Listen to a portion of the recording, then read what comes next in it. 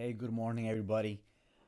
Today we continue with the series called What If Morning Devotionals. And today's question is, what does the Bible have to say about people who have lost a loved one? Everybody wants change, and we usually put our hope in something or somebody for that change to happen. Every 4 to 8 years in the United States, a group of people spend millions of dollars in a campaign and make promises for a change. And people buy into these ideas because we all want and need change. We all want our rent prices to change. We want our paycheck to change. Some people want their boyfriend or girlfriend or spouse to change. There are times in life that we lose somebody to death, and we would definitely want that to change. Death hurts so much because we were not created to die. We were created to live. And I know that in the midst of this pandemic, many people have lost their loved ones, and perhaps others have lost somebody not to do the virus, but for other reasons. If that's you, I want to say the following to you. Where is your hope in? 1 Thessalonians chapter 4 verse 13 says, "But I do not want you to be ignorant, brethren, concerning those who have fallen asleep, lest you sorrow as others who have no hope." What does hope look like in Jesus?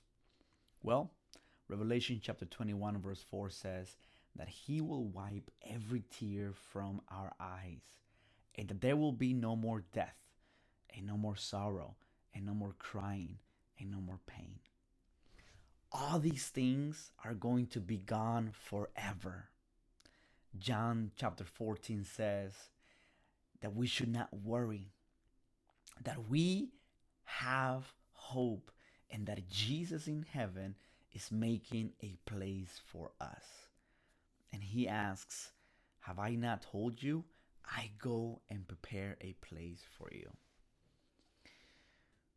And that when everything is ready, he will come and get you so that you will always be with him wherever he is.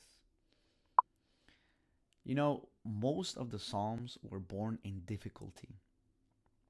Most of the New Testament books were written in prison. Most of the great thoughts of the greatest thinkers of all time had to pass through the fire. And I'm reminded about this story.